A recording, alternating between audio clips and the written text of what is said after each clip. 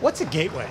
Well, today we're going to find out, and to get to the bottom of the answer, I have to talk to two people, Michelle Peveril and Joyce Carter, who are responsible for helping move millions of people, billions of dollars, tens of thousands, gross tons of cargo every year.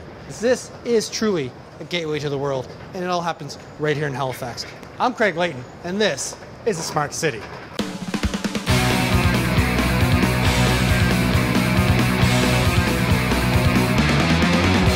My guest is Joyce Carter, CFO and CSO of the Halifax International Airport Authority.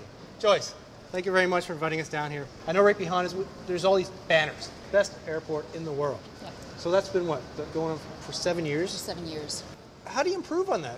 One of the ways that we can keep that going is to provide the best service we absolutely can. 25 awards. Well, most people would be happy with that. Yeah. Say, we're successful. Yeah. We have it right. Yeah, but we can't do that. No. It's continual. These are metrics that are measured by the people who fly and visit the building every day. When you add the visitors to the airport, 10 million people roughly pass through this facility once a year.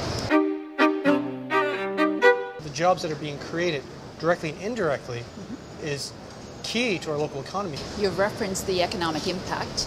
It's $1.2 billion to Nova Scotia a year, so a huge generator, and 12,000 direct and indirect jobs. 12,000 in total. Oh, wow. That's 2.6 of the employment in Nova Scotia.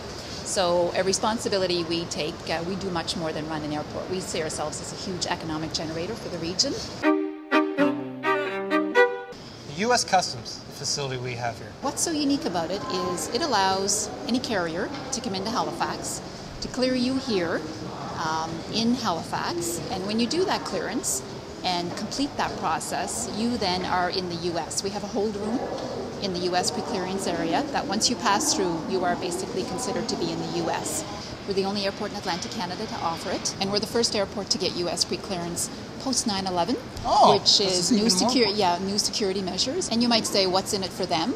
They get to clear the passengers here, and if they choose to not let someone enter the U.S., they're still on Canadian soil, as opposed to having to deal with that in the U.S. So a huge advantage for U.S. Customs. Yes. Yeah. So there's something new that you have here. It's like this big, massive refrigeration unit. We actually have a new building on site. It opened in 2010. It's quite unique.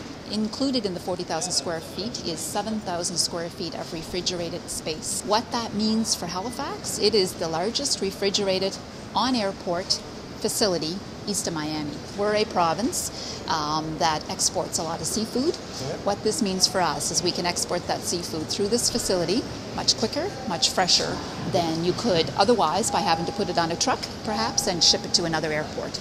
We're competing for business down the eastern seaboard. So huge advantage to both the Halifax airport and to the Halifax region.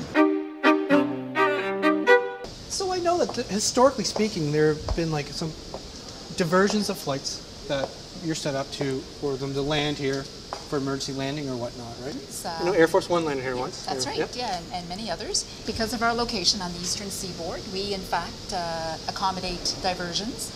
Like, what if like the space shuttle was flying over and needed to land? Would you guys be able to handle that? Would you take them? We are an alternate landing site for the space shuttle. Seriously? Yeah. You're not kidding? I'm not kidding. I just threw that out there. For a window of approximately 7 to 10 seconds, if an emergency should be declared in that time period, it will land in Halifax. Space is the future. What is the future of the Halifax International Airport? Where are we going from here? That's a great question, because we've come a long way. 50 years as an airport last year, 2010. It's been phenomenal. We've focused on our terminal building, all the great improvements you see here today. You're going to really see this place take off in the next 10 years, not only in the terminal building, but what we refer to as our commercial development. So restaurants, spas. Somebody had a great idea of having a pet place to keep your pet. You have a name for it. Bark and Fly. Bark and Fly. Bark and Fly, the space shuttle, 3 million people, tens of thousands, a big refrigerator. This place has it all. All right, Joyce, thanks so much for having me there, showing me this place. My pleasure. I loved it. It's Joyce Carter, CFO, CSO, Halifax International Airport Authority. You've been watching A Smart City.